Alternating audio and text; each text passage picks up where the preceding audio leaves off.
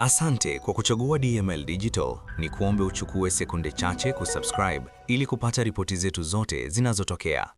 John Heche ashindwa kuvumilia, amjibu Kenan Kihongosi baada ya kujibu kauli ya Warioba. Makamu mwenyekiti wa Chadema Tanzania Bara, John Heche, amejibu vikali kauli ya mkuu wa mkoa wa Simiyu, Kenan Kihongosi, aliyekuwa akimjibu jaji mkuu wa zamani, Joseph Warioba, kufuatia maoni yake kuhusu masuala ya demokrasia, haki na uendeshaji wa dola nchini. Kupitia kauli yake, Heche amesema ameshindwa kuvumilia kile alichokiita dhihaka na dharau kwa wazee wa taifa pamoja na akili ya Watanzania, akidai kuwa majibu ya Kihongosi kwa Warioba hayakuwa ya heshima wala ya kujenga hoja za kitaifa.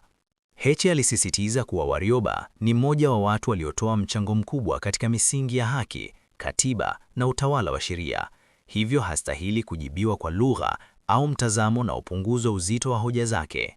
Kama nchi tunapaswa kujifunza kusikiliza hoja, si kushambulia watu. Mzee Warioba anazungumza kwa uzoefu na dhamira ya kuona taifa linajengwa katika misingi ya haki. Kumjibu kwa kejeli au kiburi ni kuonesha tatizo kubwa la uongozi, alisema Heche. Heche pia alimkosoa Kihongosi kwa kile alichodai ni tabia ya kutumia nafasi ya uongozi kujenga taswira ya nguvu badala ya hekima.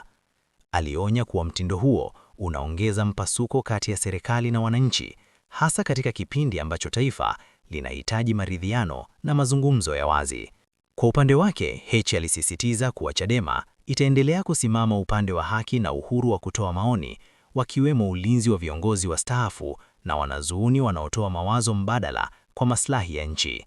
Alitoa wito kwa viongozi wa serikali kujibu hoja kwa hoja, si kwa vitisho wala lugha inayodhoofisha heshima ya majadiliano ya kitaifa.